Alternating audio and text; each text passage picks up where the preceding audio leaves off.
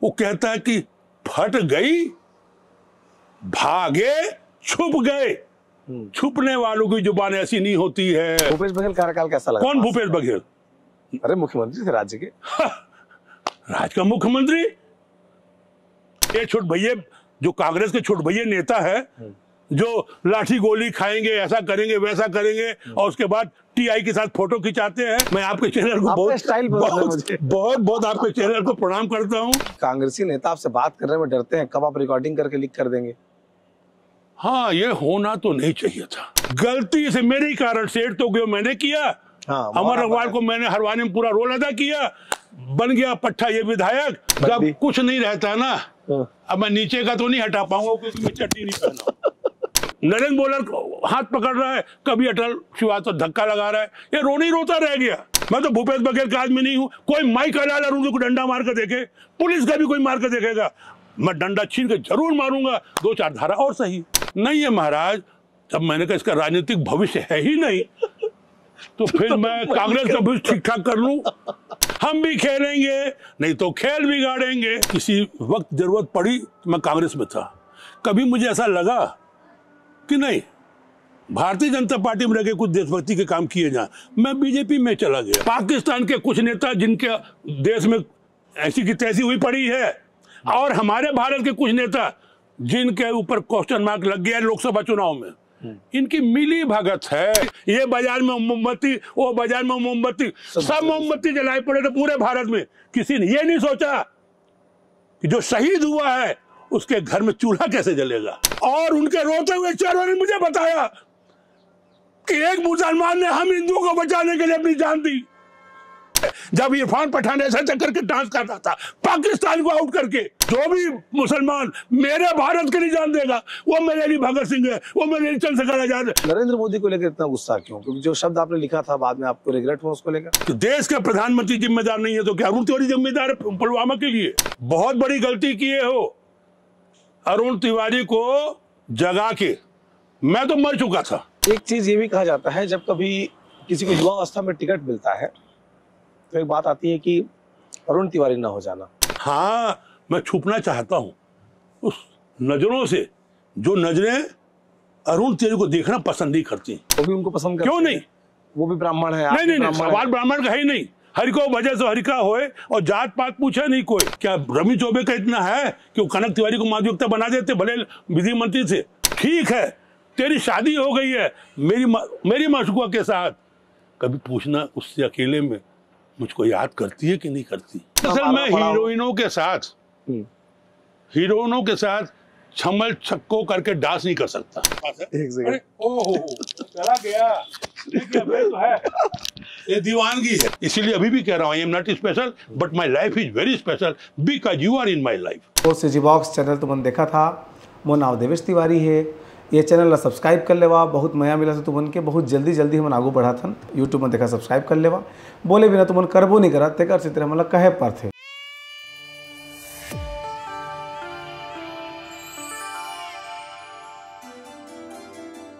नमस्कार, जोहार, आप देख रहे सीजी बॉक्स। मेरा नाम है देवेश तिवारी।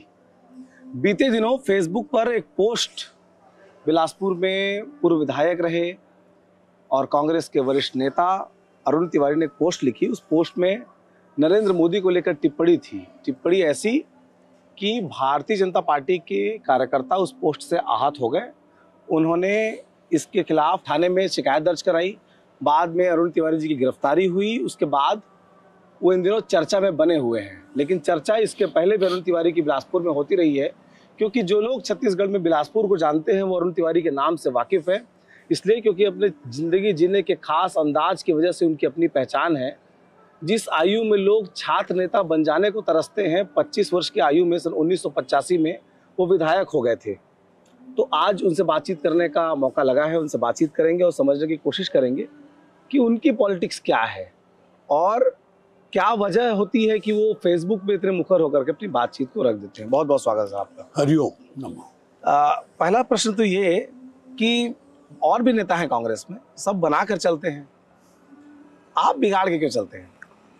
सब लोग बात बना के चलते हैं और मैं देश बनाने के हिसाब से चलता हूँ। दोनों में मौलिक अंतर यही है कि सबके पास कोई विचारधारा नहीं है। मेरे पास एक विचारधारा है। एक संशोधन भी देवेश भाई मैं आपके इसमें करना चाहूंगा।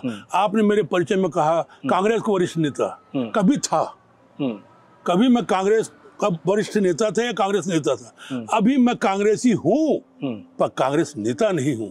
अभी मैं कांग्रेसी हूं पर कांग्रेसी कार्यकर्ता नहीं हूं। मेरी विचारधारा कांग्रेसी है पर मैं कांग्रेस पार्टी का सदस्य तक नहीं हूं। आगे आप बोलिए। तो इसमें क्यों लिखा था आपने ऐसा? क्या जो आपने लिखा था नरू? हाँ देखिए, ऐसा है, राजनीति, कूटनीति और देशभक्ति कुछ मौलिक डिफरेंसेस रहते हैं हर चीज में। न मैं राजनीतिज्ञ हूं न मैं कूटनीतिज्ञ हूं, मैं देशभक्त हूं। पहली बात, देशभक्ति के आधार पर ही मैंने किसी वक्त जरूरत पड़ी तो मैं कांग्रेस में था। कभी मुझे ऐसा लगा कि नहीं, भारतीय जनता पार्टी में रह के कुछ देशभक्ति के काम किए जाए, मैं बीजेपी में चला गया। इसलिए मैं अपने आप को राजनीति और कूटनीति से अलग मानता हूं। फिर मुझे लगा कि नहीं, सब के सब वही के वही, नहीं बेदाग कोई, यहाँ पापी सारे हैं। तो फिर मैं वहीं रहूं जिसने मुझे विधायक बनाया, तो मैं कांग्रेस पार्टी में आया और आज की तारीख में मैं आजाद हूं। अब आपने जो पूछा है कि मैंने ऐसा क्यों लिखा, दरअसल पूरे भारत में मतभेद की बातें तो होती हैं और लोग कहते हैं हम में मतभेद है, मनभेद नहीं है। हम में मतभेद है, मनभेद नहीं है। झूठ बोलते हैं। जब मतभेद होता है तो धीरे धीरे मनभेद हो ही जाता है, या मनभेद होता है तो धीरे धीरे मतभेद हो ही जाता है। हां, भारतीय जनता पार्टी से मेरा मतभेद था, लेकिन मनभेद वाली जब बात आई है, वो आई है पुलवामा से, वो आई है पहलगाम से। ये जो ऑडियो आ रहा है पीछे ना, ये कॉपीराइट मारेगा चैनल में, इसको बंद करा के आना। तो हाँ सर, पुलवामा, वो आई है पुलवामा से, वो आई है पहलगाम से। मैं भारतीय जनता पार्टी के खिलाफ कभी नहीं था, विचारधारा के स्तर पे भी, राजनीतिक स्तर पे भी।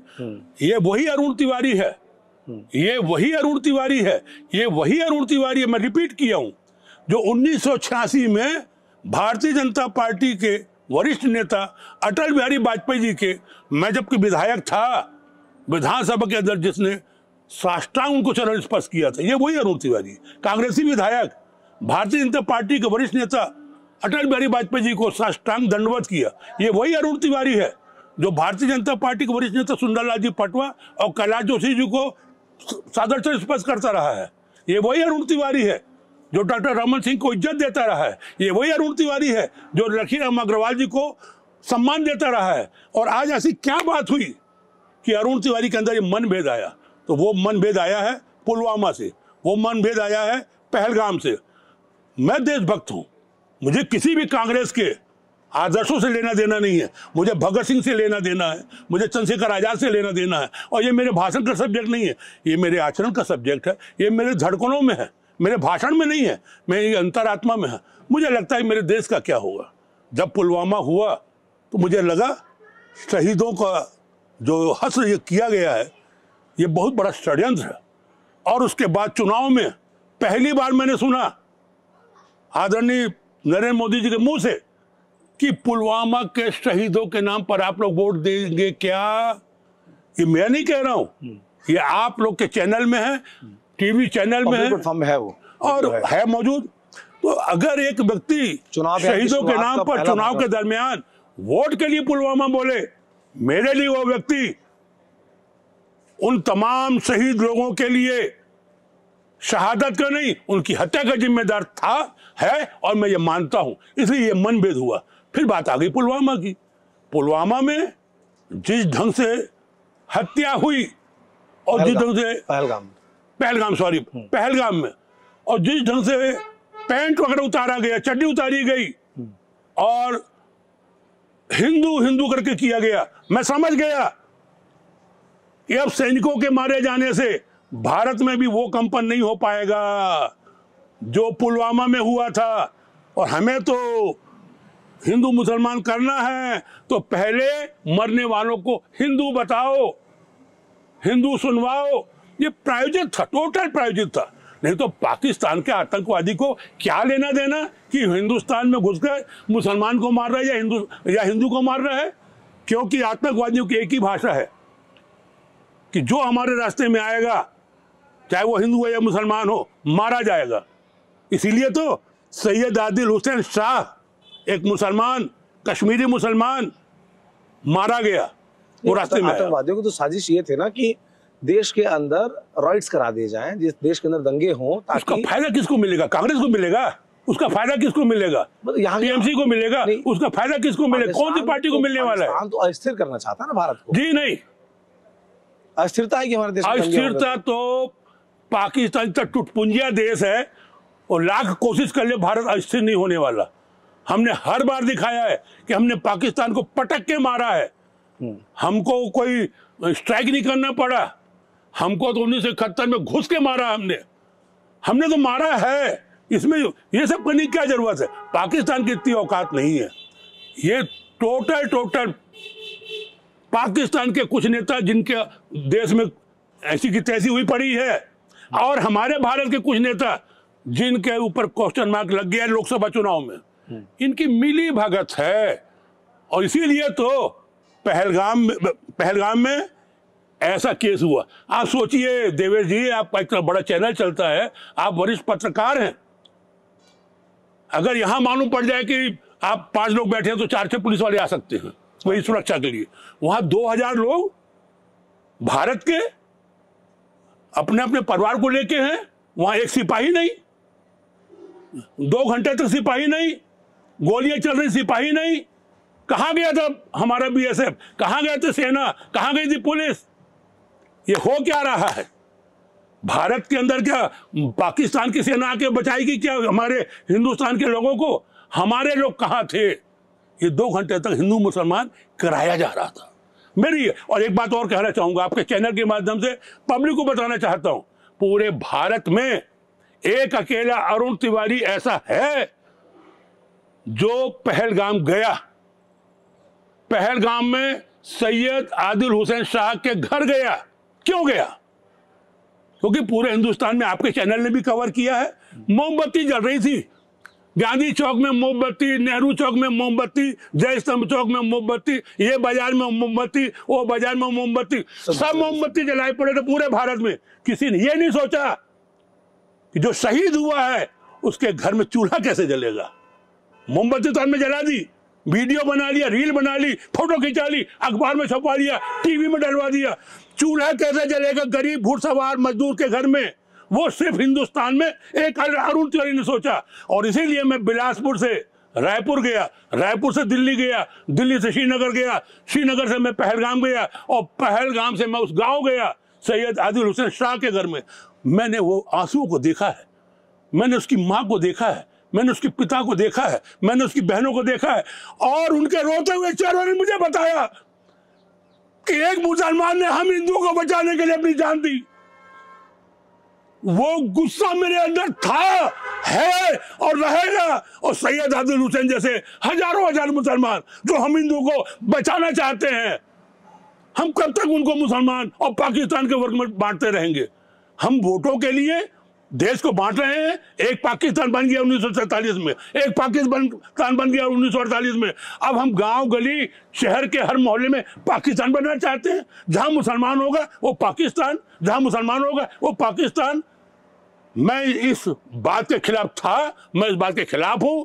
सारा हिंदुस्तान एक है, यहाँ का रहने वाला मुसलमान एक है। अरे भरोसा करके देखो, जान सैयद आदिल हुसैन शाह ने दी है, ऐसी जान कई लोग देंगे। एक और तो थे जान देने वाले, कलाम साहब, एक और जान देने वाला था कैप्टन हमीद।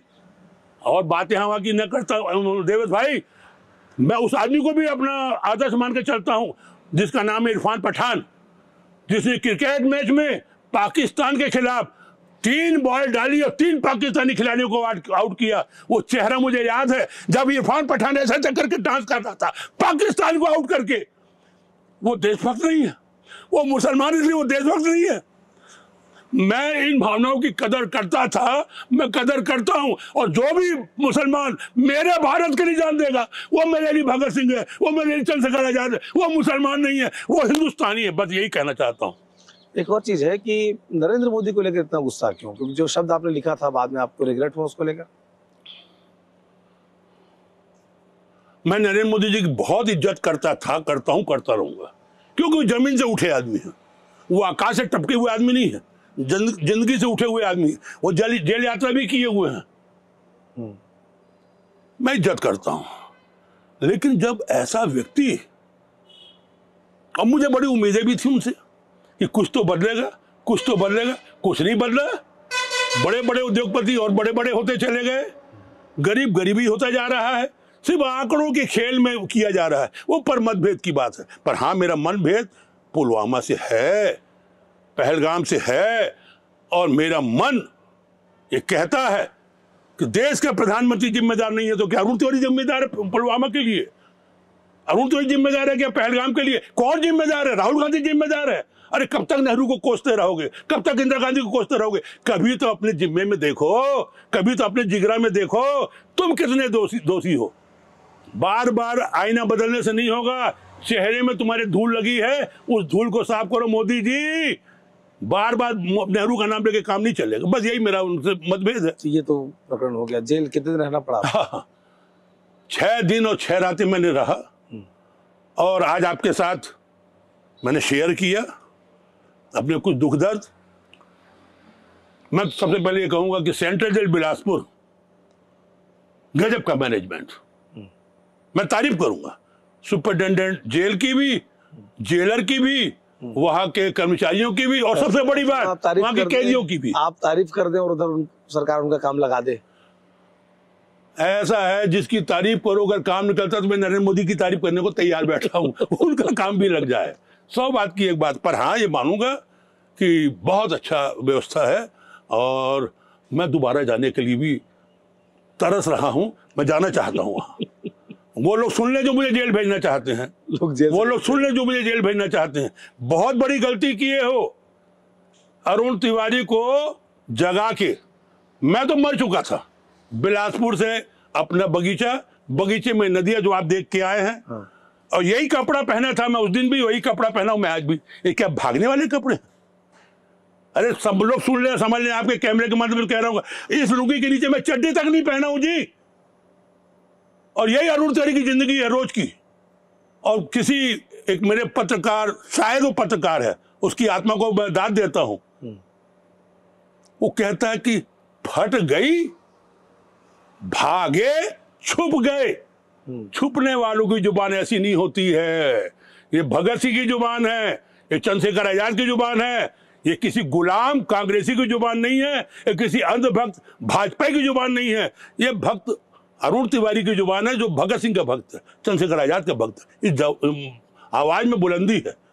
आगे एक चीज ये भी कहा जाता है, जब कभी किसी को युवा अवस्था में टिकट मिलता है तो एक बात आती है कि अरुण तिवारी ना हो जाना, क्योंकि कम आयु में विधायक बन जाना फिर सस्टेन करना बड़ा कठिन काम होता है। हाँ, इस बात में मैं आपके सहमत हूं। मैं सस्टेन नहीं कर पाया, क्योंकि मैं सुनील गावस्कर नहीं बन पाया, क्योंकि मैं सचिन तेंदुलकर नहीं बन पाया, क्योंकि मैं वीरेंद्र सहवाग नहीं बन पाया। मैं एक बहुत पुराने खिलाड़ी थे, सलीम दुर्रानी। एक और अच्छा खिलाड़ी रहा है युवराज सिंह, जो 6 बॉल में 6 छक्का मारा और आज तक याद है, पूरे भारत को याद है। 6 बॉल में 6 छक्का। मैं वो युवराज सिंह। 5 साल में मैंने इतना सब कुछ किया है। सीपत विधानसभा क्षेत्र के 123 गांव के रात के अंधेरे को मैंने दूर किया, स्कूल खुलवाए, सड़कें बनाई, पीने के पानी की व्यवस्था की, मुख्यमंत्री को लाकर सीपत में लाकर बैठा दिया। हर मंत्री जो भोपाल से आता था सीपत क्षेत्र में जरूर जाता था। ये अरुण तिवारी की पहचान है। 5 साल में मैंने इतना कुछ कर दिया। सही बात तो यह है कि 6वें साल मुझे करने के लिए कुछ नहीं बचा था। हर गांव में बिजली 100%। सीपत विधानसभा क्षेत्र बिलासपुर जिले का 100% इलेक्ट्रीफाइड हो गया था 1990 तक। 5 साल में किया हूं मैं। 74 गांव में बिजली लगवाया हूं। आप कभी फुर्सत में आए, एक बार में लगातार नाम बता दूंगा मैं, किन किन गांव में बिजली लगवाया, किन किन गांव में स्कूल खोया। कोई विधायक ऐसा नहीं है जी, मैंने काम किया है। तो काम करके मैंने नाम कमाया। आज भी वो नाम चल रहा है, जैसा आपने खुद ने कहा, और मैं संतुष्ट हूं। अपनी विधायकी से भी, अपनी बुलंदी से भी, अपनी दीवानगी से भी, अपने काम से भी, और बाकी तो आप अभी आए हैं, आपने देख लिया। अच्छा, एक बार जब आदमी को राजनीतिक कीड़ा काट लेता है, मैं कहता हूँ उसको कि भाई आप तो विधायक तक रह लिए, सर्वोच्च क्या होता है? प्रधानमंत्री हो जाना, मुख्यमंत्री हो जाना, और वो भी चुन करके तो सांसद से ही जाते हैं, विधायक से ही जाते हैं, मतलब बनने का रास्ता तो वही होता है। आप एक बार विधायक रह लिए, एक बार जब कोई आदमी जिला अध्यक्ष रह लेता है, जब कोई पार्टी के किसी पद में रह लेता है, तो उसका मोह हो जाता है उस राजनीति के साथ। आप मोह माया छोड़ करके रोज सवेरे निकलते हैं, 4 मजदूर उठाते हैं बिलासपुर से, यहाँ आके तोड़वाते फोड़वाते हैं, फिर शाम को वापस पहुंच जाते हैं। बहुत सारी जानकारी इकट्ठा कर रखी है आपने मेरे बारे में, बहुत सारा डाटा कलेक्शन आपके पास है। और सबसे बड़ी बात यह है, ऐसा लग रहा है जैसे ये फकीरी क्यों है, मतलब जैसे ऐसा लग रहा है जैसे मैं आपसे इंटरव्यू ले रहा हूं और आप अरुण तिवारी का अधिवक्ता बन गए हैं, जबकि हमारे बीच में कोई लेन देन नहीं तय हुआ है। ऐसा लग रहा है आपका जो चैनल है वो अरुण तिवारी की आवाज बन रहा है। नहीं, वो अरुण तिवारी की आवाज नहीं बन रहा, वो सच्चाई की आवाज बन रहा है। दरअसल मुझे मोह कभी था ही नहीं। मैं वो अरुण तिवारी हूं, आपके श्रोता भी जान लें, जो 1966-67 में 9 साल की उम्र में शहीद पिक्चर देखा मनोज कुमार की, और सरदार भगत सिंह को मैंने पिक्चर में देखा जरूर पर अपनी धड़कनों में उतारा। चंद्रशेखर आजाद को मैंने पिक्चर में देखा जरूर पर अपने धड़कनों में उतारा। और आज 1967 के बाद मैं 68 साल का हो चुका हूं, आज भी वो धड़कनों में भगत सिंह और चंद्रशेखर आजाद ही है। इसमें कोई कांग्रेसी नहीं है। हाँ, नेहरू जी का जेल जाना मेरे लिए आदर्श है। 47 के बाद नेहरू जी का भारत को बनाना मेरे लिए आदर्श है। इंदिरा गांधी जी का पाकिस्तान के 2 टुकड़े कर देना मेरे लिए आदर्श है। और जिस वीडियो को और जिस मोबाइल को लेकर आप चल रहे हैं, राजीव गांधी ने वो दिया, वो मेरे लिए आदर्श है। आदर्श जरूर है पर मेरी धड़कनों में भगत सिंह और चंद्रशेखर आजाद ही है। और जो आपने कहा मोह, मेरे अंदर कोई मोह था ही नहीं, ना है ना रहेगा। मोह वाला आदमी अपना घर का मार्बल का घर छोड़ के, आपने मुझे कहां देखा है? बरगद के पेड़ के नीचे देखा ना? आपके साथियों ने मुझे कहां देखा? बरगद के पेड़ के नीचे देखा ना? और जो टीआई नरेश चौहान अपने 2 सिपाहियों के साथ आए, वो मुझे कहां देखे? उसी बरगद के पेड़ के नीचे, बिना ऐसी बिना पंखा के। हाँ, मैं छुपा हुआ नहीं था भाई। हाँ, मैं छुपना चाहता हूं उस नजरों से जो नजरें अरुण तिवारी को देखना पसंद नहीं करती, कि कहीं ये फिर विधायक ना बन जाए, कहीं आगे ना बढ़ जाए। अरे अपनी गद्दी अपने पास संभालो, अपना पद अपने पास संभालो। मैं तो महादेव की गद्दी के पास आके बैठ गया हूं, इसको छुपना कहते हैं। मैं अपने बच्चों से छुपा रहता हूं। तो बिलासपुर का हर आदमी जानता है आप सुबह निकलते रतनपुर के लिए। लगता है आप देवेश जी, आप मेरे छोटे भाई हैं, और मुझे ऐसा लगता है कि आप अरुण तिवारी को खूब पसंद करते हैं। मैं आपके चैनल को बहुत आपके चैनल को प्रणाम करता हूं। और मैं तो यही जो स्टाइल है वो पसंद है। अरे ये स्टाइल को एक दिन में नहीं आया है। आप ये बताइए, कौन आदमी है भीषण गर्मी में पानी में खुला जीप में घूमता है आज? जाके पाँव न फटे बीमाई, सो का जाने पीर पर आई। राम, राजा राम तो रहते हैं अयोध्या के, प्रभु राम कभी नहीं बन पाते अगर वो महल को नहीं छोड़ते, अगर वो रथ को नहीं छोड़ते, अगर वो पैदल नहीं चलते, अगर वो शबरी से नहीं मिलते, अगर वो हनुमान से नहीं मिलते, अगर वो रावण से टक्कर नहीं लेते, अगर वो अन्याय के खिलाफ नहीं लड़ते, तो राम सिर्फ राजा राम बन के खत्म हो जाते। प्रभु राम बनने के लिए महल छोड़ना पड़ेगा, प्रभु राम बनने के लिए गरीबों के बीच में जाना पड़ेगा। मैं प्रभु राम तो नहीं बन सकता, हनुमान तो बन सकता हूँ। तो मैं इसीलिए अपने हिसाब से घूमता रहता हूँ। बारिश होती कैसे करते हैं? बारिश का आनंद लेता हूँ। क्यों लेता हूं? आपने देखा होगा, अभी आ गया है समय, आ गया है। नौतपा के बाद लोग बोलने लगते हैं पानी कब गिरेगा, मानसून कहाँ अटक गया है। टीवी में अखबारों में आता है मानसून अटक गया, केरल के बाद वहां चला गया, वो वहां चला गया, ओ बड़ी गर्मी है, बड़ी गर्मी है, बड़ी, पानी कब गिरेगा। और जिस दिन पानी गिरता है, मैंने अपनी आंखों से देखा है, आपने भी देखा होगा पर आपने उसको अंडरलाइन मार्क नहीं किया होगा। जिस दिन पानी गिरता है, तुम्हारा चाहा हुआ पानी, तुम्हारा मांगा हुआ पानी जब गिरना चालू होता है, तुम अपने 50 रुपए की कपड़ा खराब ना हो जाए, छाया में भगते हो, शेड में भगते हो, कोई वहां कोई वहां कोई वहां। तब अरुण तिवारी कहता है बहुत खूब भगवान तूने मेरा भेजा हुआ पानी, ओहो मेरे लिए भेजा है। मुझे अपने बचपन के दिन आते हैं और मैं खुली जीप में चला जाता हूँ, वो पिक्चर के गाने देखता हुआ, मेरे सपनों की रानी कब आएगी तू।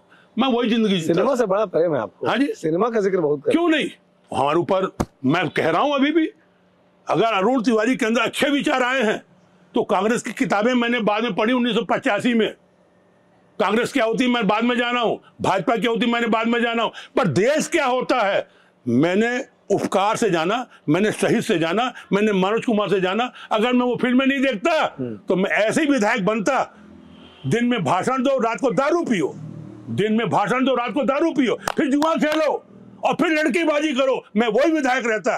पर मेरे अंदर फिल्मों का असर है, मनोज कुमार की शहीद, मनोज कुमार का उपकार मेरे अंदर है, रोटी कपड़ा और मकान मेरे अंदर है, नदिया के किनारे मेरे अंदर है। मैं वो जिंदगी को जो फिल्मों में देखा मैंने अपने अंदर बना दिया। कितनी बार देख चुके नदिया के पास? हाँ, कॉलेज का जमाना था, पूरे हिंदुस्तान में हो सकता सचिन जो उसमें हीरो था वो भी एक दिन में 4 बार नहीं देखा होगा। मैंने नदिया के पार जबलपुर में पढ़ रहा था, शारदा टाकीज पिक्चर लगी थी, शारदा टाकीज जबलपुर में है, तो वहां पर 12 से 3, 3 से 6, 6 से 9, 9 से 12। आप बताइए उसमें कोई मेकअप था क्या?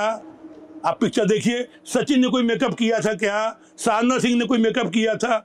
विदाउट मेकअप, धोती कुर्ता बंडी में मेरे देश का किसान नदी पार कर रहा है, होली में डांस कर रहा है, भाभी के साथ गाना गा रहा है, घर में साफ सफाई कर रहा है। मेरा घर था वहां, मेरी भाभी थी, मेरा परिवार था, मेरे भारत के संस्कार थे।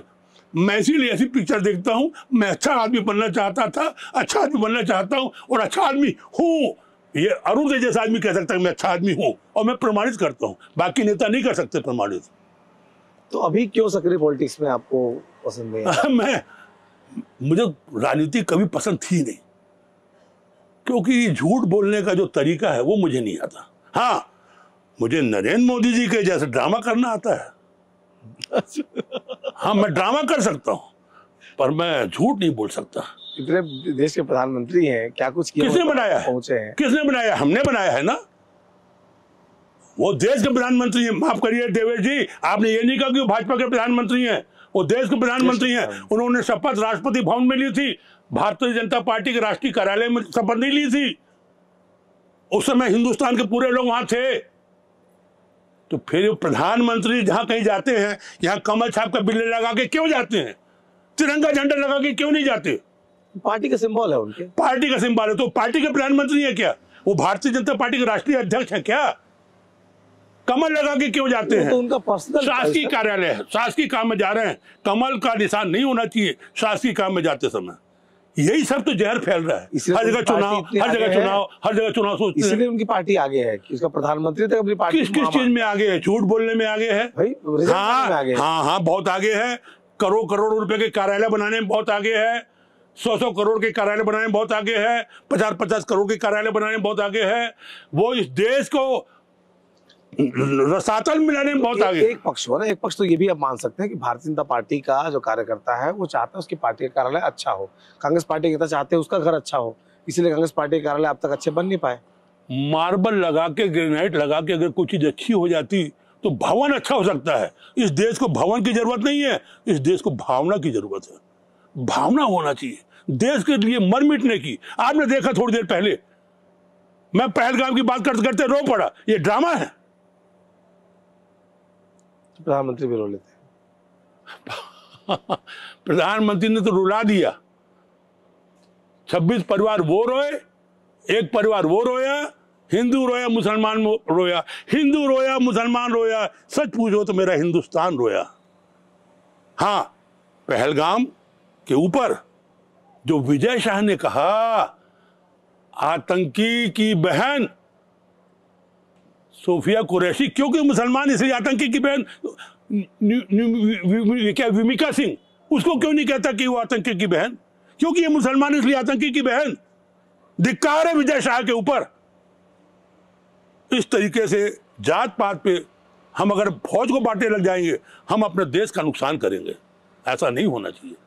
आपके चैनल के माध्यम एक बात और कहूंगा, आपने जेल के बारे में पूछा था। सब जाके पाँव न फटे बीमाई, सो का जाने पीर पर आई। जेल जाने का दर्द नरेंद्र मोदी भी जानते हैं, बरसों वो भी जेल में रहे हैं। और तो और मेरा एक छोटा भाई कहूं या भतीजा विजय शर्मा, होम मिनिस्टर छत्तीसगढ़, जिसको मैं पसंद करता हूं, उसको मैक्सिमम जो पुराने कांग्रेसी विचारधारा के सब पसंद कर रहे हैं। मैं पसंद करता हूँ। नहीं, मैं विजय शर्मा को इसलिए नहीं कि वो शर्मा है ब्राह्मण है ना, क्योंकि वो संघर्ष करने वाला आदमी है, वो जमीन से उठा हुआ आदमी है। बाजार के सुरेंद्र शर्मा है, वो भी उनको पसंद करते हैं। क्यों नहीं, वो भी ब्राह्मण है। नहीं, सवाल ब्राह्मण का ही नहीं। हरि को वजह से हरि का होए और जात पात पूछे नहीं कोई। मैं विजय शर्मा को इसलिए नहीं पसंद करता कि वो ब्राह्मण है, मैं इसलिए भी पसंद नहीं करता कि वो मुख्यमंत्री है या भारतीय जनता पार्टी का कार्यकर्ता है। इसलिए पसंद करता हूं कि विजय शर्मा जमीन से जुड़ा हुआ आदमी है। जो मैंने कहा जाके पावना फटे भी मई, वो जाके जनता के बीच में रहा है और जाके भूपेश बघेल के क्रूरता के कारण वो आदमी जेल में भी रहा है। उसको मालूम है कि जेल क्या होती है। इसीलिए मुझको भी बोलते भाई जी आप एक बार जेल देखा हो। मैं गया जेल, उसको नहीं मालूम कि मैं 5 दिन तक जेल पहले भी हो आया हूँ। बिलासपुर का जो ये रेलवे जोन है उसमें अरुण तिवारी 5 दिन 5 रातें जेल में काटा, इसी सेंट्रल जेल में। तो जेल से तो हमारी पुरानी यारी है। लीजिए साहब, कविता बन गई। जेल से तो हमारी पुरानी यारी है, जेल से तो हमारी पुरानी यारी है। तू है विजय शर्मा तो इधर अरुण तिवारी है। हम तो सब जेल यात्री हैं। आज मेरी कल तेरी बारी है। नहीं, वो तो चलता रहेगा। जो जेल नहीं गया वो क्या किया। मैं ये छोट भैया, जो कांग्रेस के छोट भैया नेता है, जो लाठी गोली खाएंगे, ऐसा करेंगे वैसा करेंगे, और उसके बाद टीआई के साथ फोटो खिंचाते हैं और अपने नेताओं के बारे में उल्टी सीधी सूचनाएं देते हैं। मैं उन कांग्रेसियों में से नहीं हूं। जेल जाओ तो जाओ। एक बात ये भी तो है कि कांग्रेसी नेता आपसे बात करने में डरते हैं, कब आप रिकॉर्डिंग करके लीक कर देंगे। हाँ, ये होना तो नहीं चाहिए था। तो क्यों कर दिया फिर आपने? हाँ, बचपन से सुनते आ रहा हूं। बात करेगा आप? नहीं, ना करे। मैं कब कहता हूं कोई बात ना करे? मैं अपने आप से बात करता हूं, मैं उससे बात करता हूं। अरे भाई, मैं तो चुनाव लड़ना नहीं चाहता था और मैं चुनाव लड़ा भी नहीं। मेरे को तो शैलेश पांडे नाम का एक बेवकूफ गलती से मेरे ही कारण सेठ तो गयो मैंने किया। अमर अग्रवाल को मैंने हरवाने में पूरा रोल अदा किया, बन गया पट्टा ये विधायक, और उसने 5 साल में ब्राह्मणत्व को गिरवी रख दिया। कभी इसके पैर धो रहा है, कभी उसके पैर धो रहा है, और मजबूर नरेंद्र बोलर हाथ पकड़ रहा है, कभी अटल श्रीवास्तव धक्का लगा रहा है। ये रोनी रोता रह गया। भूपेश बघेल से बचाओ, मैं टीएस बाबा का आदमी, इसलिए मेरे को डंडा मार रहे हैं। ये कोई वर्षन है? ये कोई वर्षन है? मैं तो टीएस बाबा का आदमी नहीं हूं, मैं तो भूपेश बघेल का आदमी नहीं हूं। कोई माइक हलाल अरुण को डंडा मार कर देखे, पुलिस का भी कोई मार कर देखेगा, मैं डंडा छीन के जरूर मारूंगा। 2-4 धारा और सही, 2-4 साल की सजा और सही है। कैसा विधायक था ये? दीनहीन, कर्महीन, 5 साल विधायक रहा, कोई जानता तक नहीं इसको, कोई काम नहीं किया। और वही तो रामचरण यादव ने कहा कि कोई 25 लाख देता था तो उसका काम करता था, कमीशन खोर। मैंने नहीं कहा। मैं तो आप लीक कर दिए उनके ऑडियो। क्यों नहीं लीक करूंगा? क्योंकि मेरे को दुश्मन कौन था? शैलजा सिंह, शैलजा। दुश्मन कौन था उस समय? शैलेश पांडे। रामचरण यादव मेरा दुश्मन न था, न है, न रहेगा। वो मेरा छोटा भाई था, है, लेकिन भैया ये तो युद्ध का मैदान है। तो अपने लोगों को शहीद कर दो। अपने छोटे भाई को अपने लोग भी शहीद होते हैं युद्ध के मैदान में, अपने लोग ही शहीद होते हैं। जब दुर्योधन का नंबर आया था तब तक उसके 99 भाई शहीद हो चुके थे। ये तो होता है। तो आपका एक छोटा भाई नहीं, वो शहीद हुआ, पर मैं उससे पूछा, आप पूरा टेप को सुनिए, रामचरण तुम्हारा राजनीतिक भविष्य क्या है? मैंने उससे पूछा, उसने बोला है अब क्या बताऊं महाराज, अब कछु नहीं है, अब महापौर हो गए, खत्म। मैंने कहा हाँ यार, ऐसी लगता है। भुवनेश्वर यादव भी इतनी बार पाया टिकट, हार गया, और तू भी टिकट पाया था, हार गया, अब जाके तू महापौर बना है और तेरा समय खत्म होना है, इसके आगे कुछ नहीं है महाराज। जब मैंने कहा इसका राजनीतिक भविष्य है ही नहीं, तो फिर मैं कांग्रेस का भविष्य ठीक ठाक कर लूं, तो मैंने उसकी बात को फिर वायरल कर दिया। और ये उसी ने कहा था। ये भी है, मैं आपके चैनल के माध्यम से बोलना चाहता हूं, ये भी है उस टेप में, महाराज माफ करिए, जो धारा मेरे ऊपर फालतू में लोग बोल रहे हैं, मुझे नहीं मालूम क्या धारा लग रही है। मैं जी हूं, ये कौन बोला है? विशाल शर्मा जानता है, आप जान रहे, निकाल देना टेप। मैं जी हूं, समझ गए महाराज, मैं जी हूं। एक है मर्द अरुण तिवारी, कौन बोला? रामचरण यादव। वायरल कर महाराज, हाईलाइट कर। कैसे करूं? आपके पास आके बोलता कि वो रामचरण ये शैलेश पांडे 25 लाख खाया या शैलजा सिंह ऐसी है, वो आपके पास आके बोलते, इसके पास आके बोलता, और कोई आप लोग छापते? अरे तूने बोला वायरल कर, मैंने कर दिया, और ऐसा वायरल किया कि नरेंद्र मोदी प्रधानमंत्री मुंगेली की जनसभा में अपने उसमें बोले कि अरे भाई बिलासपुर में सुना है कि यहाँ तो 4 करोड़ में टिकट बिकती है। मैंने नहीं बोला था, रामचरण यादव ने भी नहीं बोला था, रामचरण यादव ने मुझसे कहा था हाईलाइट कर, मैंने कर दिया, प्रधानमंत्री तक बोल रहा। राजनीति में 3 भूमिकाएं होती हैं नेताओं की। एक होता है जो राजनीतिक खेल को बना सके, एक होता है जो बनाए हुए खेल में खिलाड़ी बन के उसका उपभोग कर सके, और एक होता है जो दोनों नहीं करे, खेल को बिगाड़ दे। अपने आप को कहाँ देख रहे हैं आप? मैं बिलासपुर में गोंडपारा का रहने वाला हूँ, बिलासपुर में गोंडपारा का रहने वाला हूँ, और किसी समय मेरा ख्याल है मैंने जो सुना है, आपका भी बिलासपुर का कुछ बैकग्राउंड रहा है। मैं यही पढ़ा लिखा हूँ, ठीक है ना, मेरा शहर है। तो गोंडपारा के लोगों को आप अच्छे से जानते होगे, सुने होगे। बिल्कुल। गोंडपारा में हम लोग जब बहुत छोटे थे, जब आप पैदा नहीं हुए थे देवेश जी, तो उस समय बचपन में हम लोग एक चीज कहते थे अपनी बहनों से, अपने भाइयों से मोहल्ले में, हम भी खेलेंगे नहीं तो खेल बिगाड़ेंगे, हम भी खेलेंगे नहीं तो खेल बिगाड़ेंगे। ये बचपन में कहते थे, बड़े होके कर रहे हैं, हम भी खेलेंगे नहीं तो खेल बिगाड़ेंगे, बिगाड़ रहे हैं, खेल खत्म। भूपेश बघेल कार्यकाल कैसा लगा? कौन भूपेश बघेल? अरे मुख्यमंत्री थे राज्य के। राज्य का मुख्यमंत्री? मैंने तो सुना है कि वो सिर्फ चंद शराबियों के लिए, कुछ कॉलोनाइजर्स के लिए, और सौम्य चौरसिया के लिए, और कुछ भ्रष्ट रानू साहू टाइप के लोगों के लिए इनका मुख्यमंत्री था। बिलासपुर का मुख्यमंत्री कब बना? रायपुर का मुख्यमंत्री कब बना? छत्तीसगढ़ का मुख्यमंत्री कब बना? अगर वो मुख्यमंत्री होता, कांग्रेस का नेता होता, तो 5 साल में अरुण तिवारी एक बार उसके पास जरूर जाता, जरूर जाता। हमारी कोई संपत्ति की लड़ाई तो नहीं है। हाँ, उसके पिताजी जरूर एंटी ब्राह्मण बोलते थे, तो मैं बोलता था पगला है, पगला है, पगला है, पगला है, पगला है। अब तो चले गए ऊपर, लेकिन एंटी ब्राह्मण तो यह आदमी भी है, भूपेश बघेल, और मैं इसको कभी मुख्यमंत्री माना नहीं। कैसे एंटी ब्राह्मण बोल रहे हैं? अरे वो तो मुंह पे बोलते थे। अध्यक्ष रहते, सर्वाधिक ब्राह्मणों को उन्होंने टिकट दी थी, और वो एक कनक तिवारी करके हैं, उनको उन्होंने उठाया, महाधिवक्ता बनाया और पटक दिया। विधि मंत्री तो रविंद्र चौबे थे उस समय। वो उठवाता तो किसी और से ही है, पटकवाता तो वही है। क्या रवि चौबे का इतना है कि वो कनक तिवारी को महाधिवक्ता बना देते, भले विधि मंत्री थे? बनाने वाला तो भूपेश बघेल था। एक ब्राह्मण से उठवाया और उसी ब्राह्मण से पटकवा दिया। खेल है, ब्राह्मण से ब्राह्मण को लड़ाओ और ब्राह्मणों को किनारे करो, ये भूपेश बघेल का खेल है। मैं नहीं मानता। पॉलिटिक्स में तो लोग खुलकर जाति के बारे में बोलते नहीं कि मैं ब्राह्मण हूँ, आप अकेले। मैं बोलता हूँ, क्योंकि ब्राह्मण होना गर्व की बात है। मैं 9 मई को जय परशुराम कहने वाला आदमी नहीं हूं। मैं हर दिन जय परशुराम कहता नहीं हूं, परशुराम दिखता हूं, परशुराम जैसे काम करता हूं। मेरे से उस समय तो एक राम ने सम्मान किया था परशुराम का। आज अरुण तिवारी का बीजेपी में भी कई लोग अंदर ही अंदर सम्मान करते हैं, कांग्रेस में भी सम्मान करते हैं। अब थोड़ा गुलाम है, उनको पद चाहिए, भूपेश बघेल के अगल बगल चाहिए, कुछ को यहाँ पद चाहिए, कुछ को अमर अग्रवाल के अगल बगल रहना है, कुछ को अटल के अगल बगल रहना है, कुछ को सुशांत के अगल बगल रहना, सबके अगल बगल रहो। मैं महादेव और बजरंगी के अगल बगल हूँ, मैं भगत सिंह और चंद्रशेखर आजाद के अगल बगल हूँ। मुझे किसी के सामने नहीं रहना, इसलिए मैं रोज का परशुराम हूँ, रोज का परशुराम।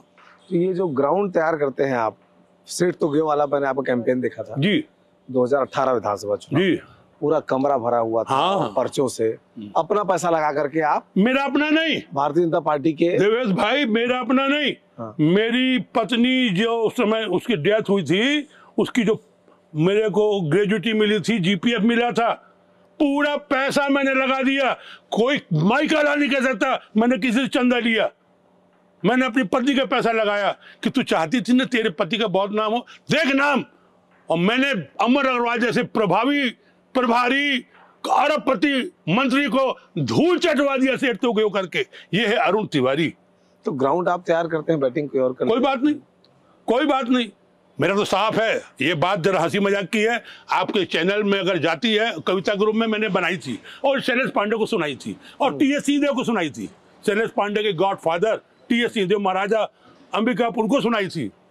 ठीक है तेरी शादी हो गई है मेरी माशूका के साथ, ठीक है तेरी शादी हो गई है मेरी माशूका के साथ। कभी पूछना उससे अकेले में मुझको याद करती है कि नहीं करती? ठीक है, तू बन गया है विधायक बिलासपुर से, ठीक है, तू बन गया है बिलासपुर से विधायक, लेकिन बिलासपुर के वो कार्यकर्ता, बिलासपुर की वो जनता सेठ तो ग्यो कह के अरुण तेरी को याद करते ही नहीं करते? करते हैं। और आप ही ने तो बोला, और आपके जो साथ आए वो लोग बोले। आप अभी जाइए बिलासपुर की गलियों में, गोल बाजार में जाइए, सदर बाजार में जाइए, जूना बिलासपुर में जाइए, चाटी जाइए, चिंगराजपारा में जाइए, सरकंडा में जाइए, तालापाना में चाहिए, भारतीय, जहां आप बोलोगे सेठ तो गए, लोग कहेंगे अरुण तिवारी बोलते। और फिर बस यही तो जीत है। शैलेश पांडे को कोई याद नहीं करता जो 5 साल विधायक रहा अभी, और अरुण तिवारी 35 साल पहले बिलासपुर सीपत का विधायक, उसको बिलासपुर की गलियों में याद किया जा रहा है। इससे बड़ी दौलत, अरे लाख तूने कर ली है शादी मेरी माशूका के साथ, माशूका आज भी मुझको याद तो करती है। यही सबसे बड़ी उपलब्धि है मेरी। आप क्या चाहते हैं? अब तो उम्र भी 68 हो गई है आपकी। मेरा ख्याल है मैं जवान उसको कहता हूं जो अड़े वहीं पर अड़ जाए। मैं जवान उसको कहता हूं जो अड़े वहीं पर अड़ जाए, हिम्मत का धनी, दिल का मर्द, बात पे अपनी मर जाए। मैं विधायक नहीं बनना चाहता, मैं सांसद नहीं बनना चाहता, मैं मंत्री नहीं बनना चाहता। भगत सिंह कभी मंत्री बने थे, विधायक बने थे, सांसद बने थे, चंद्रशेखर आजाद कभी मंत्री बने थे। आज ये रतनपुर की सरजमी में मैं उनको याद कर रहा हूं ना 70-80 साल के बाद। मैं यही चाहता हूं कि आप जैसे लोग जब सीनियर हो और बड़े पत्रकार बने, बड़ा चैनल चलाएं, आप कहें एक तो था अरुण तिवारी, एक तो था अरुण तिवारी। वो याद मेरी उपलब्धि रहेगी। इसीलिए मैं अक्सर कहता हूं जब कोई इंटरव्यू के लिए मना करते हैं ना, जैसे आप एक किताब लिख के दर्ज करते हैं अपने आप को, वैसे ही वीडियो इंटरव्यू देना चाहिए लोगों को। कि इस दुनिया में जब कोई नहीं भी होता है तो उनकी वीडियो इंटरव्यूज होते हैं, उनके आने वाली 7वीं 8वीं पीढ़ी उनको देख पाएगी। देखिए, डरते लोग इसलिए हैं क्योंकि उनको अपना भविष्य दिखता है, और मुझे भविष्य की चिंता नहीं है। मैं वर्तमान को जीता हूं, इतना अच्छा जीता हूं क्योंकि मैं जानता हूं आज का वर्तमान कभी भूत बन जाएगा, आज का वर्तमान कभी भूत बन जाएगा, लेकिन आज का वर्तमान कभी भविष्य की बुनियाद बन जाएगा। तो मैं वर्तमान को जीता हूं, भविष्य मुझे। किस नेता से पड़ती है आपकी बिलासपुर में? दोस्त कौन है आपका कहने के लिए? सोचना पड़ रहा है। मुसीबत आई कोई बात नहीं, एक एहसान कर गई। मुसीबत आई एक बात नहीं, एक एहसान कर गई। कौन अपना है कौन पराया ये पहचान कर गई। मेरा कोई दोस्त नहीं है, पर मेरा कोई दुश्मन भी नहीं है, क्योंकि मैं जानता हूं भारतीय जनता पार्टी में, आरएसएस में मुझे चाहने वाले लोग हैं, क्योंकि वो जानते हैं हमने तो कहा था सिर्फ सौगंध राम की खाते हैं, मंदिर वहीं बनाएंगे, सौगंध राम की खाते हैं, मंदिर वहीं बनाएंगे, लेकिन अरुण तिवारी ने तहसीली कार्यालय के अंदर मंदिर बनवा दिया बगैर नारा लगाए। अरुण तिवारी ने सीपत में मंदिर बनवा दिया बगैर नारा लगवाए। अरुण तिवारी ने अज्ञे नगर में मंदिर बनवा दिया बगैर नारा लगवाए। अरुण तिवारी ने, जो आप अभी देख के आए हैं, बगीचे मंदिर बनवा दिया बगैर नारा लगाए। आप अभी जा नहीं पा रहे हैं, खूटा घाट में, पहाड़ में मैंने ऐसा मंदिर बनवाया है, पूरे भारत में वैसा मंदिर नहीं है, पूरे भारत में वैसा मंदिर नहीं है जैसा इसी खूटा घाट में। आपका इंटरव्यू खत्म हो जाए, आप जाइएगा एक बार देखिएगा, आपको दिखेगा कि अमरकंटक में नहीं, उत्तराखंड में नहीं, गंगोत्री में नहीं, केदारनाथ में नहीं, बद्रीनाथ में नहीं, असली महादेव यहाँ विराजे। तो जिसका दिल इतना हो, मुझे महादेव के पास जाना नहीं पड़ता, महादेव मेरे पास आते हैं। अरुण अब कौन सा, अरुण अब कौन सा, अरुण अब कौन सा? जब भक्त और भगवान में मितान बन जाए, जब भक्त और भगवान मितान बन जाए, समझ लो पूरे देश में हिंदुस्तान बन जाए। आपसे जब जब मुलाकात होती है, बातचीत होती है, एक बात समझ में आता है कि आपके भीतर कोई कलाकार है सिनेमा का।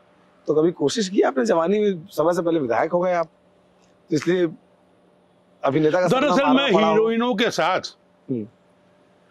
के साथ छमल छक्को करके डांस नहीं कर सकता। हाँ, ये देश है वीर जवानों का, अरबेरों का, मस्तानों का, इसमें मैं नाच सकता हूँ, पर क्या खूब लगती हो, मैं ये गा के एक्टिंग नहीं कर सकता। इसलिए अभिनेता नहीं बना और बनना भी नहीं चाहता, क्योंकि जब हमारे नरेंद्र मोदी जैसा अभिनेता हो तो फिर और किसी को अभिनेता बनने की जरूरत ही क्या है भाई? एक दिन में 50 कपड़े बदलना। आपने देखा, आप आए हैं, आप पत्रकार हैं, आपके साथ 4 पत्रकारें बैठे हैं, मैं यही पहना था, यही पहना हूं और इंटरव्यू दे रहा हूं। जिस दिन पुलिस मेरे दरवाजे पे आई, उनने बोला तिवारी जी पैजामा कुर्ता पहन लीजिए। मैंने क्यों पहन लें, हम इसी में जाएंगे। क्या आप खाना खा लीजिए। मैंने कहा जेल की रोटी खाएंगे, अब हम ये वाला खाना नहीं खाएंगे, हम जेल की रोटी खाएंगे। कौन है? मेरा बेटा बोला पापा पैजामा कुर्ता लाता हूं। मैंने कोई नेतागिरी में जा रहे हैं क्या रे? शो ऑफ करना है क्या? देशभक्ति में जा रहे हैं, और देशभक्त तो फक्कड़ होता है, हम फक्कड़ हैं।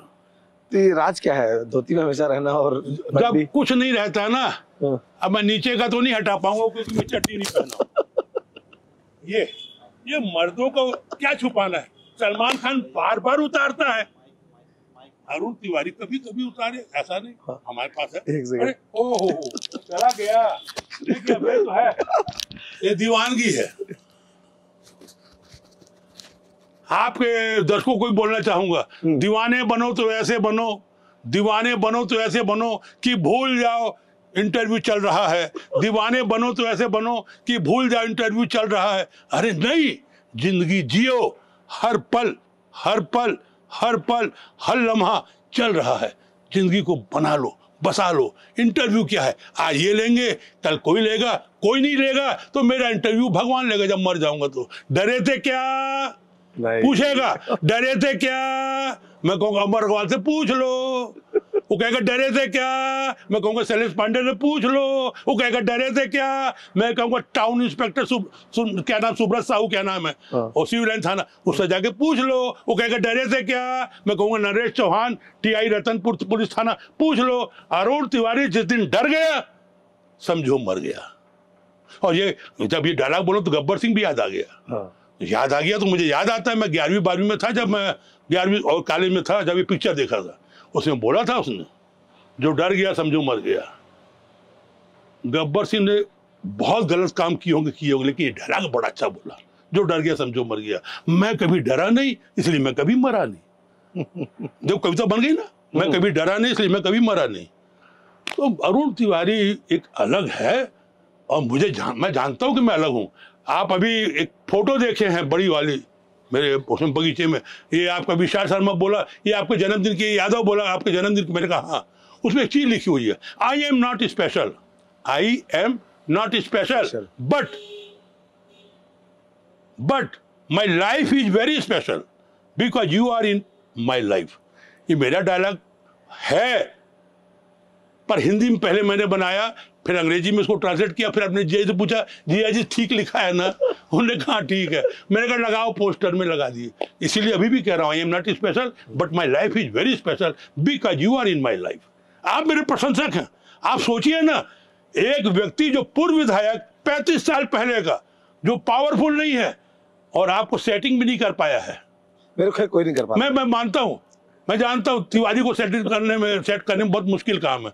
अगर होता तो चंद्रशेखर आजाद सेट हो जाते, वो भी तो तिवारी हैं, सीताराम जी तिवारी के बेटे, हमारे वंशज हम उनके। तो यही पहना था उस समय भी, यही अभी पहना हूं। तो मैं यही कहता हूं कि मैं जैसा था मैं वैसा ही हूं और वैसे ही रहूंगा। लेकिन आपके चैनल के माध्यम एक बार फिर कहूंगा, नरेंद्र मोदी जी में बहुत कुछ अच्छी चीजें हैं, लेकिन उनको अपने मानसिकता को थोड़ा बड़ा करना चाहिए, ये मजहबी सोच छोड़ना चाहिए। अरे एक बार बन गए बहुत है, जैसे हम एक बार बने विधायक बहुत है, आप 2 बार बन गए बहुत है, अब आप 3री बार भी बन गए बहुत है मेरे बाप। अब क्या पूरे भारत की ऐसी की तैसी करते ही रहे होगे बनाते बनाते, अब किसी और को मौका दो। अरे राहुल गांधी को नहीं देते हो तो मत दो, बीजेपी में किसी को मौका दे दो। अरे हमारे विष्णु साय को बना दो असली आदिवासी को प्रधानमंत्री, शिवराज सिंह चौहान को बना दो प्रधानमंत्री, बहुत अच्छा लड़का है, मेरा जूनियर है। और नहीं तो हमारा विजय शर्मा को बना दो, अच्छा होम मिनिस्टर है, होम और उप मुख्यमंत्री है। आजकल मोदी जी ब्राह्मणों को बना तो रहे हैं, राजस्थान में मुख्यमंत्री, यहाँ उप मुख्यमंत्री, तो क्यों ना विजय शर्मा को प्रधानमंत्री बना? मध्य प्रदेश में भी मुख्यमंत्री बना है। बस कुछ ना कुछ करो। और बगैर ब्राह्मण के आपका चैनल भले सांप्रदायिक कहलाए या जाति कहलाए, मुझे मतलब नहीं है, और मैं आप लोग के किसी भी चैनल डरता डराता नहीं। मैं तो एक ही बात कहूंगा, बगैर ब्राह्मण के ये देश चल नहीं सकता। चल नहीं सकता। राम ने भी ब्राह्मण को माना था, कृष्ण ने भी ब्राह्मण को माना था। जब तक देश ब्राह्मणों को मानता रहा, देश चलता रहा। जिस दिन से ब्राह्मणों के खिलाफ लोगों ने मुंह खोला, जैसे मायावती, आज पता नहीं है मायावती कौन। उनकी सरकार ब्राह्मणों के साथ ही बनी थी। मैं इसीलिए कह रहा हूँ, ब्राह्मण होता है, हम में वो बात है। हम में अगर हम बासमती चावल हैं तो यहाँ पर बासमती होगा। बोया पेड़ बबुल का तो आम कहाँ से होए, और बोया पेड़ आम का तो फिर बबुल कहाँ से होए। तो ब्राह्मण में कुछ खासियत थी और वो आपको दिख रही है, आपको दिख रही है, अमर अग्रवाल को दिख गई, शैलेश पांडे को समझ में आ गई, शैलजा घबरा गई। और तो और ये भारतीय जनता पार्टी के कार्यकर्ता, इन लोग को भी समझना चाहिए बात। अरे मैं जो भी बोलता हूँ देश के लिए बोलता हूँ, जो भी बोलता हूँ सनातन के लिए बोलता हूँ, जो भी बोलता हूँ हिंदुत्व के लिए बोलता हूँ। पर हाँ इतने बोलता हूँ, मुसलमानों को भी गले लगाओ, मुसलमानों को भी गले लगाओ। हमको अपने मुल्क में उनको रखना है, या भगा दो पूरे मुसलमानों को, 20 करोड़ मुसलमान भगाओ ना, भगा सकते हो। मैं आपके चैनल के माध्यम से सभी अंधभक्तों को, नरेंद्र मोदी से लेकर विजय शर्मा तक को कहता हूं, कब प्रधानमंत्री हिंदू, राष्ट्रपति हिंदू, मुख्यमंत्री हिंदू, जब सब हिंदू हैं तो अब मुसलमानों को अब कब भगाओगे? भगाओ ना भैया। और भारत के मुसलमानों को समझा नहीं पा रहे हो, सहन नहीं कर पा रहे हो। कहते हो पीओके 80 लाख मुसलमान को और ले आए, फिर एक और नया गाली गलौज चालू हो जाएगा। यानी पहले लाओ और फिर बजाओ। पाकिस्तान मिला देंगे, आरएसएस का था अखंड भारत। आप स्टडी अगर करते होंगे, हिंदू राष्ट्र, अखंड हिंदू राष्ट्र, उसमें पूरा पाकिस्तान बलूचिस्तान सब इसी में। घर के लोगों के लिए तो तुम दाल भात कर नहीं पा रहे, पूरा पड़ोसियों को न्योता देना चाह रहे हो। यहाँ के मुसलमानों को आप पचा नहीं पा रहे हो। अब पाकिस्तान तोड़ देंगे, इकट्ठा कर लेंगे, ये कर लेंगे। अरे पहले अपने पड़ोस में उनको कर ले भाई। गली मोहल्ले गांव हर जगह पाकिस्तान मत बनाओ, सिर्फ एक हिंदुस्तान बनाओ जिसमें सब प्यार से रहें। उनकी पॉलिटिकल सोच में वैसा है, उनको लाभ हो रहा है बार बार। नहीं, अगर लाभ चल रहा है, अगर लाभ विधायक, मंत्री, प्रधानमंत्री, सत्ता का एक होगा, जाहिर सी बात है फायदा होगा। मैं ये सोचता हूँ, जातियों को पोलराइजेशन कांग्रेस करती है, धर्म का पोलराइजेशन बीजेपी। हाँ, मैं ये मानता हूँ और इस बात को, मुझे इस बात का गर्व तो है कि राहुल गांधी, उनकी सोच में कुछ नवीनता तो है। हाँ, जाति, हाँ, हर चीज के हिसाब से नवीनता है। वो गरीब के बारे में भी सोच रहे हैं।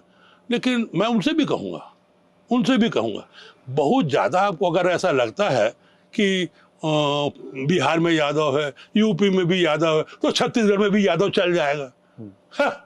क्या पहचाने हो फिर भारत को, छत्तीसगढ़ को? आपकी पदयात्रा बेकार हुई। अरे ब्राह्मण को आगे करो। मैं कह रहा हूं आपके चैनल के माध्यम से, अरुण तिवारी को प्रदेश कांग्रेस का अध्यक्ष बनाओ। मैं बीजेपी को बाहर करूंगा और कांग्रेस की सरकार बनवाऊंगा। मुझे न मंत्री बनना है न फिर कुछ बनना है, मैं बनवाऊंगा। क्यों? मैं बीजेपी को देखा हुआ हूं, समझा हुआ हूं। नहीं बनाओगे मत बनाओ, हम महादेव के दरबार में बैठे हैं। पर हाँ, हिम्मत होना चाहिए, सोच होना चाहिए, उमंग होना चाहिए। अजीत जोगी से कैसे रिश्ते थे आप? बहुत अच्छे।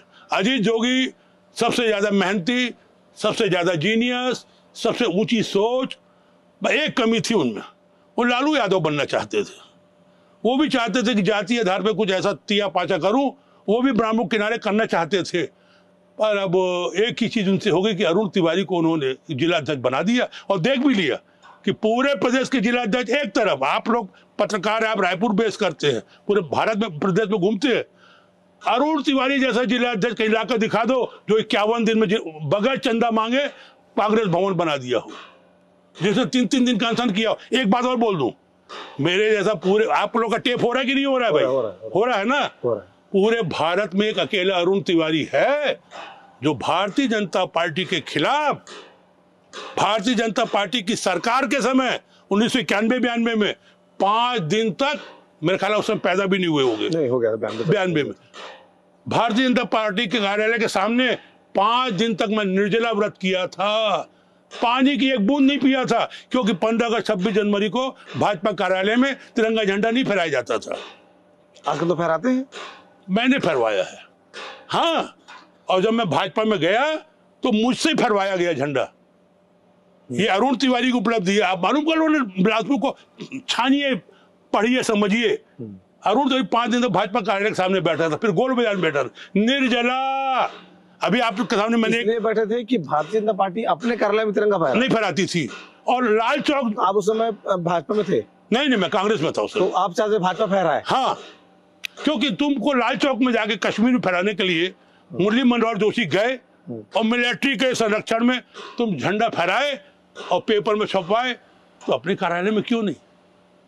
जब कांग्रेस कार्यालय में फहराया जाए तुम भी फहराओ ना। तो किस तरह से फहराना शुरू किए? बस उसके बाद अगले साल से ही, मतलब 94 15 अगस्त 92 को नहीं फहरा पाए थे, जनवरी में फहराए 4 महीने बाद, और यही बोल के फहराए। जैसा गब्बर सिंह का डायलॉग है ना, बेटा दूध पी ले नहीं तो गब्बर आ जाएगा। तो उन लोग बोले झंडा फहरा दे नहीं तो अरुण तिवारी आ जाएगा। देखिए, आप कभी इंटरव्यू में तो हंसे हैं? कभी नहीं हंसा। नहीं हंसे है ना? तो अरुण तिवारी हंसाता है, आप जैसे वो हंसाता है। और भाजपा के जो ये छोट भैया नेता है कुछ लोग, उनको रुलाता है। बढ़िया बातचीत रही।